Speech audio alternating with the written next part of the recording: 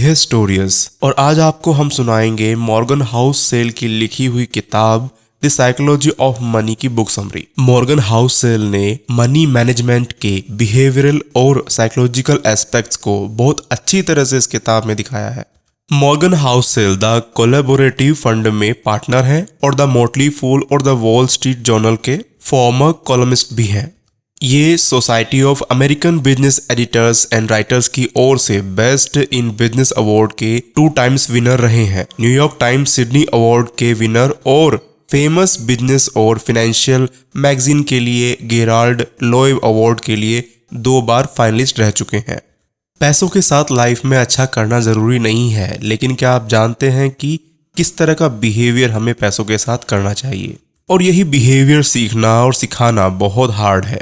यहाँ तक कि बहुत इंटेलिजेंट लोगों को भी इसमें बहुत प्रॉब्लम आती है।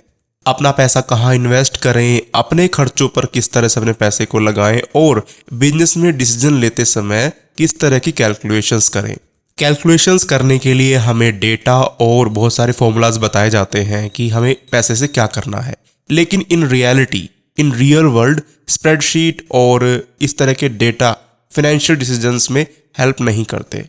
इस तरह के डिसीजंस हमारे डिनर टेबल या फिर ड्राइंग रूम में बनते हैं। द साइकोलॉजी ऑफ मनी में prize winner writer Morgan Housel ने 19 शॉर्ट स्टोरीज शेयर की हैं, जो सिखाती है कि पैसों के बारे में किस तरह से सोचें, और ये तरीके बेहद अजीब हैं। ये आपको सिखाती हैं कि लाइफ के सबसे इम्पोर्टेंट सब्जेक्ट्स में से एक को बेहतर ढंग से कैसे समझा जाए। चलिए बात करते हैं चैप्टर 1 की, जिसका टाइटल है नो वंस क्रेजी। मैं आपको एक प्रॉब्लम के बारे में बताता हूँ, इससे आपको इस बारे में बेहतर महसूस हो सकता है कि आप अपने पैसे के साथ क्या कर सकते हैं और दूसरे लोग अपने पैसे के साथ क्या करते हैं। इसके बारे में आप कम जजमेंटल महसूस करेंगे। लोग पैसे के साथ कुछ पागलपन भरे काम भी करते हैं, लेकिन कोई भी पागल नहीं है। बात यह है, अलग अलग जनरेशन्स के लोग अलग अलग पेरेंट्स द्वारा पाले गए, जिन्होंने दुनिया के अलग अलग पार्ट्स में अलग अलग इनकम कमाई और अलग अलग प्राइस रखे, अलग अलग इकोनॉमीज में पैदा हुए। उनके जिंदगी जीने के तरीके, उनके अपनी नौकरी में एक्सपीरियंसेस, सब कुछ अलग रहा। तो हम सभी, आप, मैं, हर कोई पैसा कैसे काम करता है इसके बारे में थॉट्स के एक सेट से बंधे हुए पैटर्न में अपनी लाइफ को गुजार देते हैं, जो दूसरे किसी इंसान के तरीके से बिल्कुल अलग हो सकता है। जो बात आपको पागलपन की लगती है वह मुझे समझ में आ सकती है। जो आदमी गरीबी में पला बड़ा है वो जोखिम और प्राइस के बारे में इस तरह सोचता है कि एक अमीर बैंकर का बच्चा कोशिश करने पर भी उसे समझ नहीं पाता। जिस दौर में मंदी आई, उस दौर में अपना सब कुछ खो देने वाले स्टॉक ब्रोकर ने कुछ ऐसा एक्सपीरियंस किया जिसकी 1990 के डेकेड के टेक्निकल वर्कर्स इमेजिन भी नहीं कर सकते। जिस ऑस्ट्रेलियाई ने 30 सालों में मंदी नहीं देखी है, उसने कुछ ऐसा एक्सपीरियंस किया है जो किसी अमेरिकी ने कभी नहीं देखा। एक्सपीरियंसेस की लिस्ट इनफाइनाइट है, मतलब ना खत्म होने वाली लिस्ट है। आप पैसे के बारे में वो बातें जानते हैं जो मैं नहीं जानता, और इसके अपोजिट भी। आप मुझसे अलग बिलीव्स, अलग गोल्स और अजम्पशंस के साथ जीते हैं। ऐसा इसलिए नहीं है क्योंकि हम में से कोई एक दूसरे से ज्यादा होशियार है या उसके पास में कोई बेटर इंफॉर्मेशन है। ऐसा इसलिए है क्योंकि हमने अलग अलग लाइफ को अलग अलग और इक्वली इंस्पिरेशनल एक्सपीरियंसेस से शेप दी है। पैसे के साथ आपके पर्सनल एक्सपीरियंसेस दुनिया में जो कुछ हुआ है उसका शायद 0.0000001% हिस्सा है, लेकिन शायद 80% आप सोचते हैं कि दुनिया कैसे काम करती है। तो इक्वली स्मार्ट लोग इस बात पर डिसएग्री हो सकते हैं कि मंदी कैसे और क्यों आती है, आपको अपना पैसा कैसे इन्वेस्ट करना चाहिए, आपको क्या प्रायोरिटी देनी चाहिए, आपको कितना रिस्क लेना चाहिए, ऐसे ही एक्सेट्रा एक्सेट्रा। 1930 के डेकेड के अमेरिका पर अपनी बुक में फ्रेडरिक लुइस एलन ने लिखा है कि महामंदी में लाखों अमेरिकियों को इंटरनली उनके रिमेनिंग लाइफ के लिए इम्पैक्ट किया था। ये एक्सपीरियंसेस की एक सीरीज थी। मंदी के दौर के 25 साल बाद जब John F Kennedy president post के लिए अपना कैंपेन चला रहे थे, तब रिपोर्टर ने उनसे पूछा था कि उन्हें मंदी के दौरान का क्या याद है। तब कैनेडी ने कहा कि मुझे मंदी के बारे में डायरेक्ट इन्फॉर्मेशन नहीं है।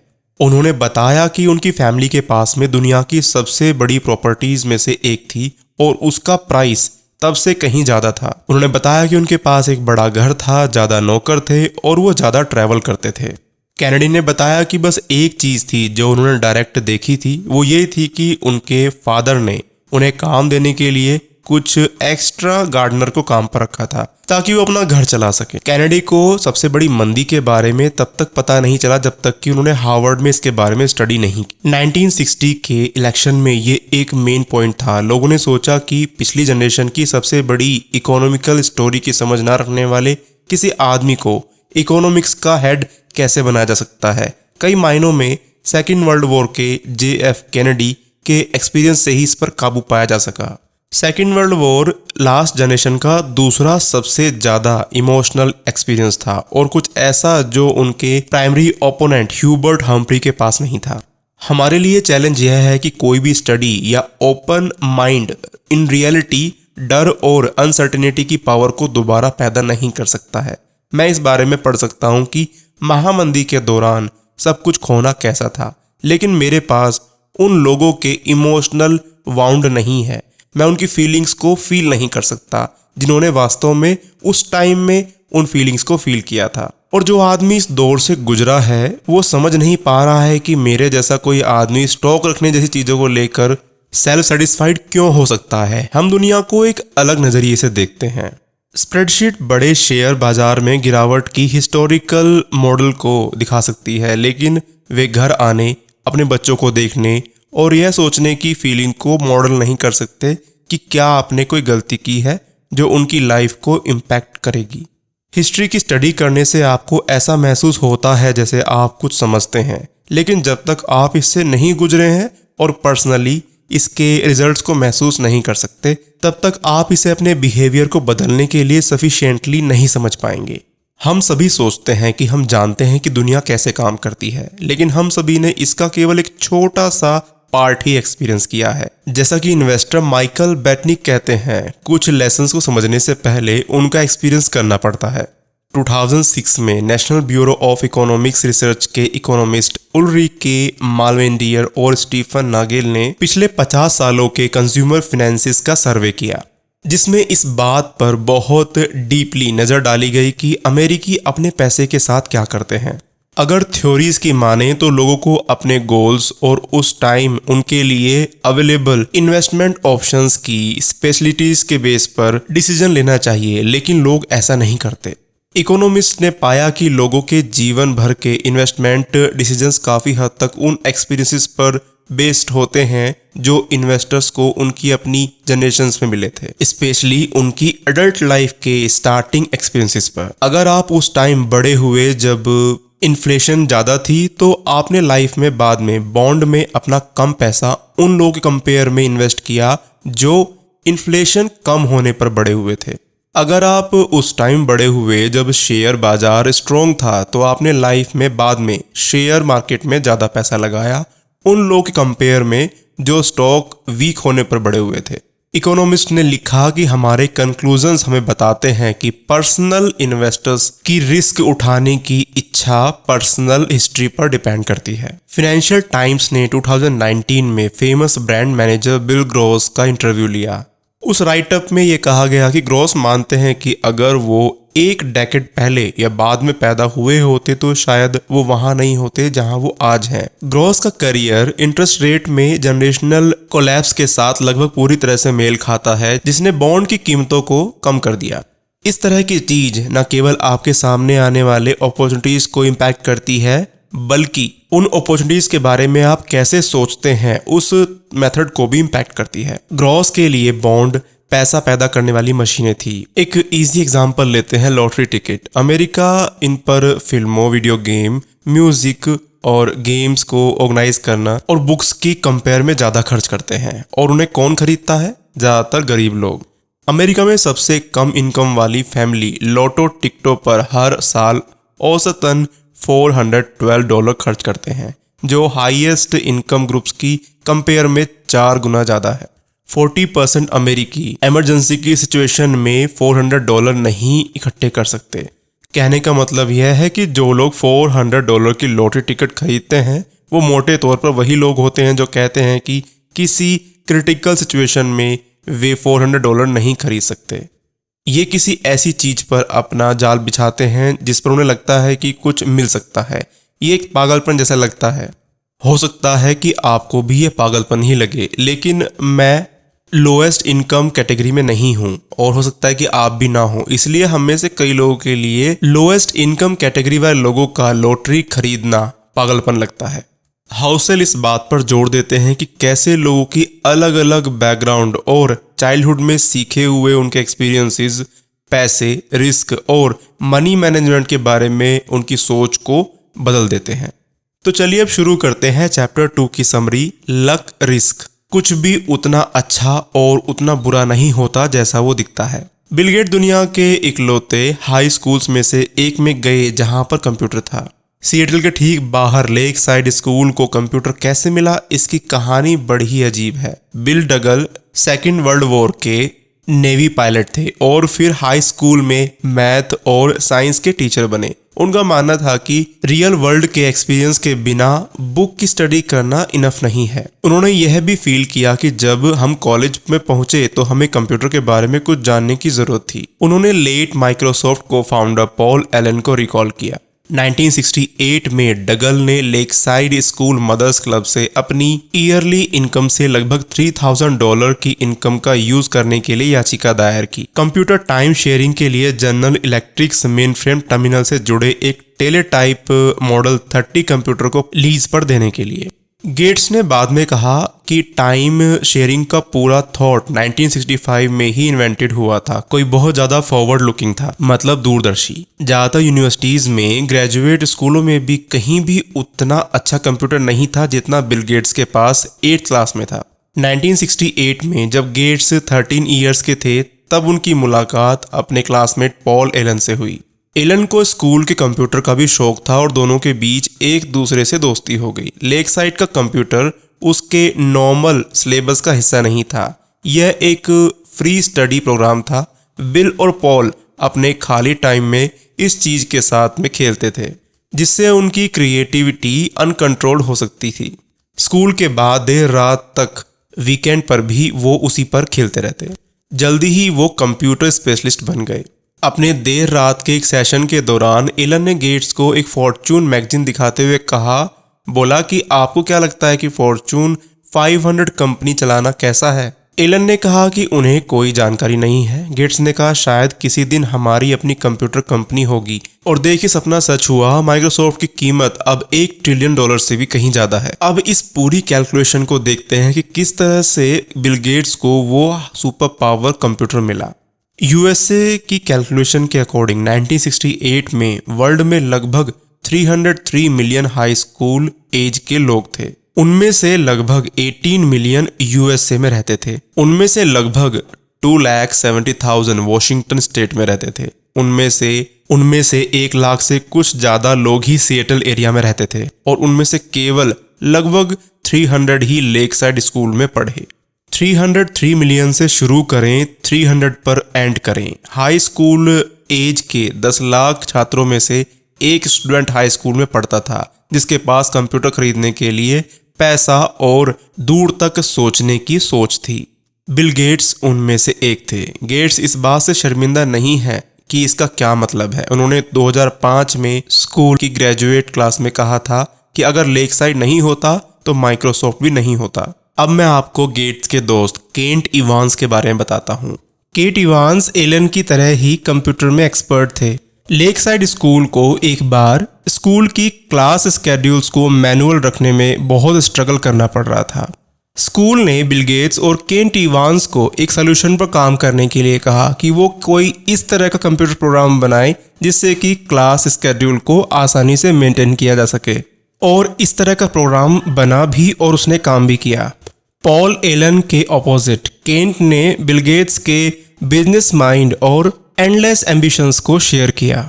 बिल गेट्स याद करते हैं कि केंट के पास हमेशा एक लॉयर की तरह का एक बड़ा ब्रीफकेस हुआ करता था। वो बताते हैं कि वो हमेशा इस बारे में प्लानिंग बनाते रहते थे कि वो लोग फ्यूचर में 5 या 6 साल में क्या करने वाले हैं। वो दोनों सोचते थे कि उन्हें सीईओ बनना चाहिए या फ्यूचर में उन पर मार्केट का किस तरह से इम्पैक्ट पड़ेगा। वो लोग सोचते थे कि उन्हें जनरल बनना चाहिए या किसी कंट्री का एम्बेसडर। जो भी हो, बिल और केंट जानते थे कि वे इसे एक साथ करेंगे। केंट के साथ अपनी दोस्ती को याद करने के बाद गेट्स थोड़ा और पीछे जाते हैं। केंट गेट्स और एलन के साथ माइक्रोसॉफ्ट के को फाउंडर हो सकते थे, लेकिन ऐसा कभी नहीं हुआ। हाई स्कूल में ग्रेजुएट होने से पहले एक माउंटेन क्लाइंबिंग के एक्सीडेंट में केंट की डेथ हो गई। हर साल यूएसए में माउंटेन क्लाइंबिंग में लगभग 3 दर्जन डेथ्स होती हैं। हाई स्कूल में पहाड़ पर मारे जाने की प्रोबेबिलिटी लगभग 10 लाख में से 1 होती है। लेक साइड स्कूल में पहुंचकर बिल गेट्स को 1 in a million जैसा एक्सपीरियंस हुआ। केंट इवांस ने लाखों में से एक रिस्क भरा एक्सपीरियंस किया, क्योंकि उन्होंने और गेट्स ने जो हासिल करने का एम रखा था उसे कभी पूरा नहीं कर पाए। Equal force equal results opposite directions में काम कर रहा है। लक और रिस्क दोनों ही रियलिटीज हैं और लाइफ में हर रिजल्ट पर्सनल एफर्ट्स के अलावा दूसरी पावर्स के द्वारा डायरेक्टेड होता है। लक और रिस्क दोनों ही इक्वली समान हैं और इन पर विश्वास किए बिना हम आगे काम नहीं कर सकते। ये दोनों हैं ही इसलिए क्योंकि दुनिया इतनी मुश्किल है कि आपके 100% वर्क आपके 100% रिजल्ट्स को डिसाइड नहीं कर सकते। आपके कंट्रोल से बाहर के कामों का सडन इफेक्ट आपके द्वारा कोई इंटेंशनली किए गए कामों के कंपेयर में ज़्यादा रिजल्ट दे सकता है। लेकिन लक और रिस्क दोनों को ही मेज़र करना और एक्सेप्ट करना इतना हार्ड है कि इन्हें अक्सर इग्नोर कर दिया जाता है। हर किसी के अंदर एक बिल गेट और एक केट इवांस होता है, जो होते तो उतने ही एक्सपर्ट हैं और उतने ही इंस्पिरेशनल, लेकिन लाइफ के दूसरे पार्ट में चले जाते हैं। जैसे कि कोई लक के साथ जाता है और कोई रिस्क के साथ। बहुत साल पहले राइटर ने इकोनॉमिक्स में नोबेल प्राइज़ जीतने वाले इकोनॉमिस्ट रॉबर्ट शिलर से पूछा था कि आप इन्वेस्टमेंट के बारे में क्या जानते हैं जो बाकी लोग नहीं जानते। रॉबर्ट शिलर ने इसका आंसर ये दिया था कि सक्सेसफुल रिजल्ट्स के लिए लक का भी एक एक्यूरेट रोल होता है। राइटर को भी वो बात पसंद आई थी, क्योंकि उनका भी मानना था कि सच में लक का किसी फाइनेंशियल सक्सेस में कोई ना कोई रोल तो ज़रूर होता है, लेकिन लक को मेज़र करना बहुत हार्ड है और यह कहना अनसिविलाइज्ड है कि लोगों की सक्सेस इसकी वजह से है। इकोनॉमिस्ट भास्कर मजुमदार ने यह दिखाया है कि भाइयों के बीच में इनकम जो होती है वो हाइट या वेट से कहीं ज़्यादा कोरिलेटेड होती है। अगर आप रिच और लंबे हैं तो आपके भाई के भी लंबे होने की प्रोबेबिलिटी रिच होने की प्रोबेबिलिटी से कम होगी, मतलब कि आपके भाई के भी रिच होने की प्रोबेबिलिटी ज़्यादा है।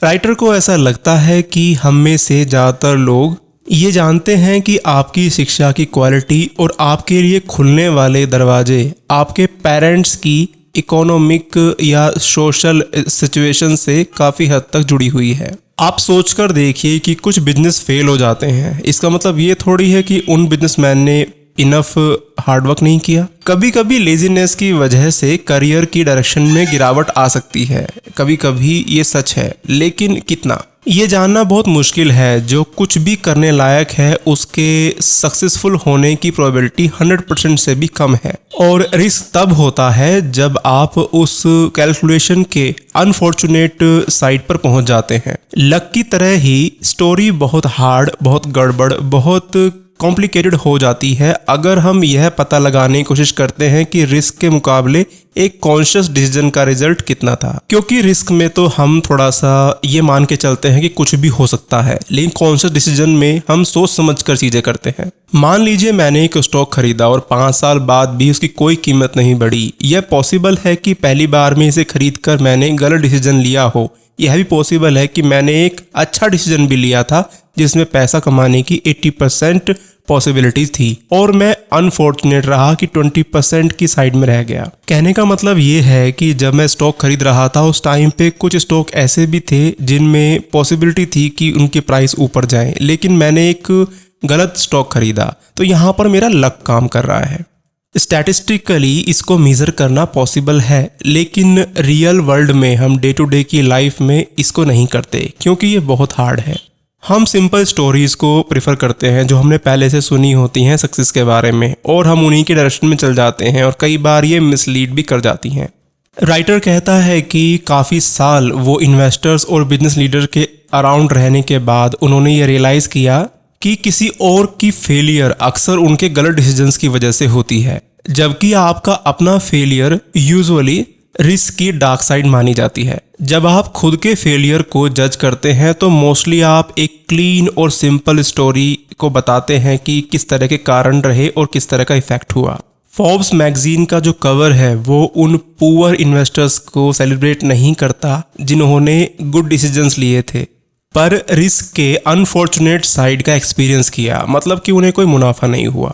लेकिन फोर्ब्स मैगजीन उन रिच इन्वेस्टर्स को जरूर सेलिब्रेट करता है जिन्होंने सही या यहाँ तक कि लापरवाह डिसीजंस भी लिए हों लेकिन वो लकी हो गए। दोनों ने एक ही सिक्के को उछाला जो कोइंसिडेंटली एक अलग तरफ जा गिरा और दूसरा दूसरी तरफ। इसका डेंजरस पार्ट यह है कि हम सभी यह जानने की कोशिश कर रहे हैं कि पैसे के साथ क्या काम करता है और क्या नहीं। आप ये जानना चाहते हैं कि कौन सी बिजनेस स्ट्रेटजीज काम करती हैं और कौन सी नहीं। आप अमीर कैसे बन सकते हैं, आप गरीब होने से कैसे बच सकते हैं। हम सक्सेस और फेलियर्स को देखकर ये लेसन ढूंढते हैं और कहते हैं उसने जो किया वह करो, उसने जो किया उससे बचो। इस तरह की चीज़ें करते हैं। अगर कोई फेल हुआ है तो हम बोलेंगे कि उसने जो भी किया उस तरह की चीज़ें मत करो। अगर कोई सक्सेसफुल हुआ है तो हम कहते हैं कि जिस तरह के रूल्स उसने फॉलो किए वैसा ही करो। हमारे पास कोई जादू की छड़ी नहीं है कि हम कोई पर्टिकुलर रूल्स लिख सकें कि पैसा किस तरह से काम करता है।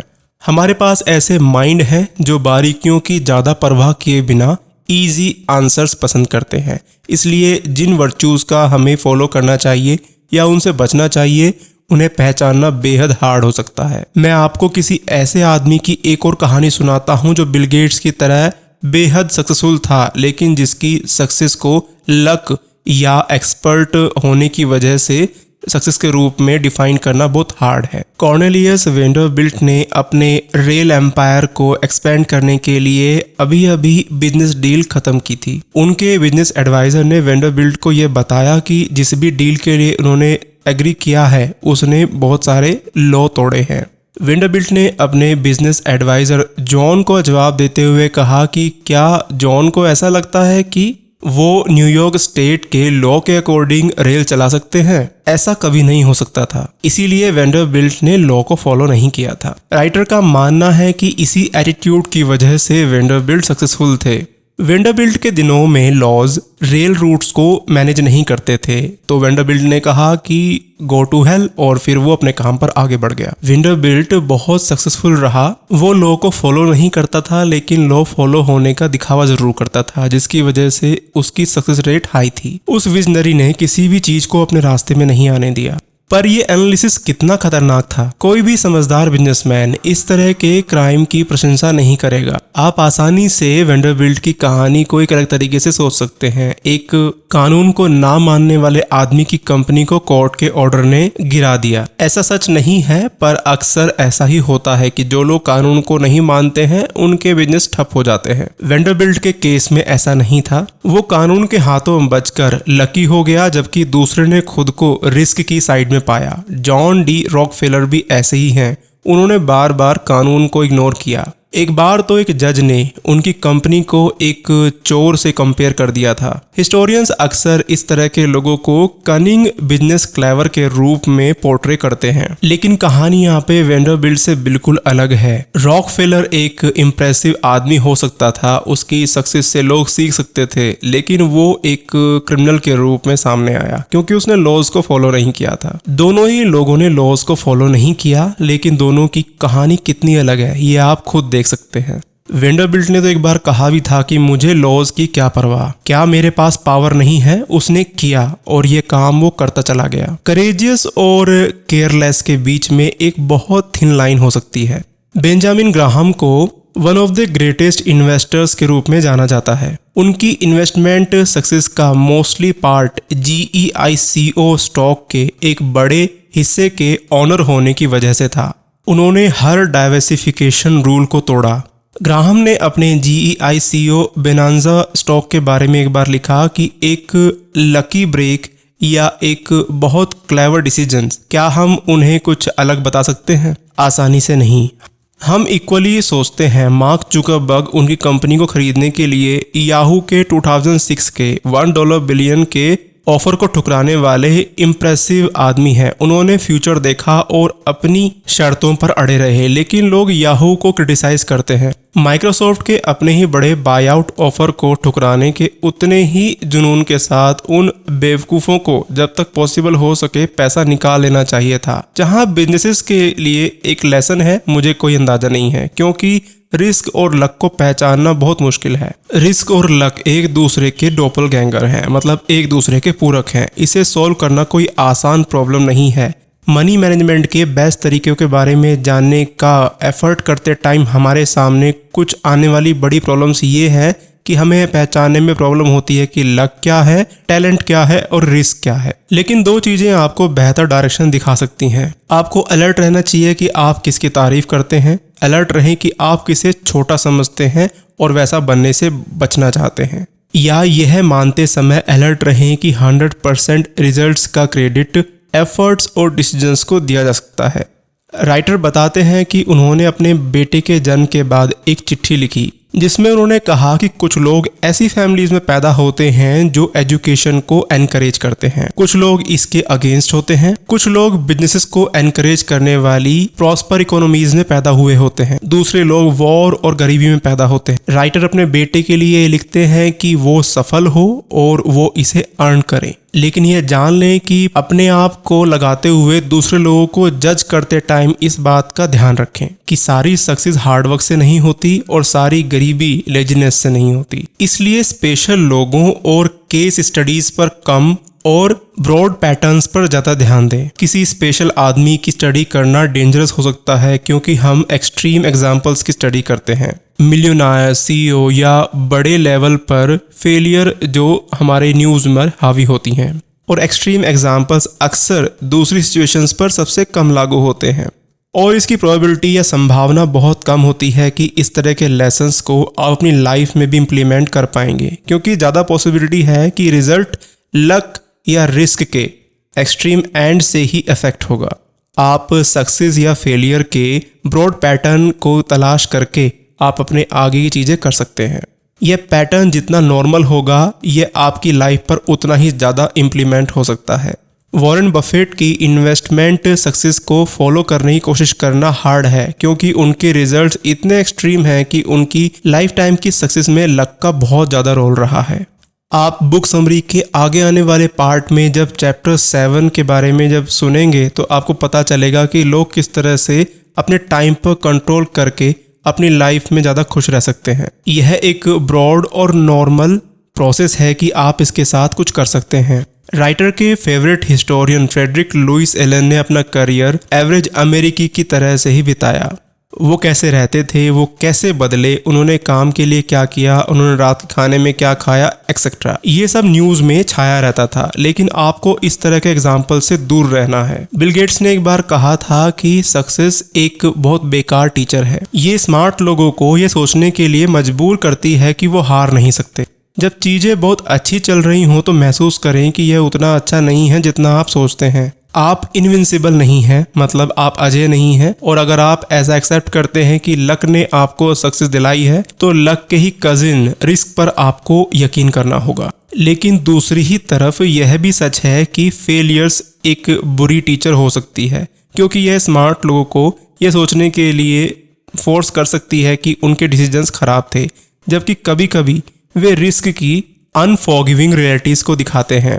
फेलियर से निपटने की ट्रिक यह है कि अपने फिनेंशियल लाइफ को इस तरह से मैनेज करें कि यहाँ एक बुरा इन्वेस्टमेंट और वहाँ एक चूक गया फिनेंशियल गोल आपको खत्म ना कर दे, ताकि आप तब तक खेलना जारी रख सकें जब तक कि सिचुएशंस आपके फेवर में ना आ जाएं। लेकिन ज़्यादा इम्पोर्टेंट यह है कि जितना हम सक्सेस में लक के रोल को पहचानते हैं, रिस्क का रोल का मतलब है कि हमें खुद को माफ़ कर देना चाहिए और फेलियर्स को आंकते समय समझदारी के लिए जगह छोड़नी चाहिए।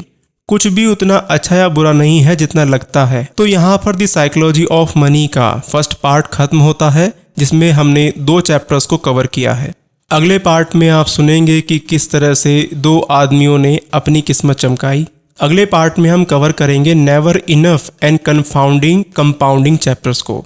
आपको बुक समरीज कैसी लग रही हैं, इसके लिए आप हमें कमेंट सेक्शन में लिखकर बताएं। अगर आप चाहें तो डिस्क्रिप्शन बॉक्स में दी हुई ईमेल आईडी पर भी हमें लिख सकते हैं। अगर आपने स्टोरियोस को अब तक सब्सक्राइब नहीं किया है तो प्लीज सब्सक्राइब करें और बेल आइकन को प्रेस करना ना भूलें। यहाँ तक आने के लिए आपका बहुत बहुत धन्यवाद। फिर मिलता हूँ आपसे पिछली शेयर की हुई वीडियो के सेकंड पार्ट के साथ में। पिछली वीडियो का नाम था influence the psychology of persuasion. तब तक के लिए नमस्कार।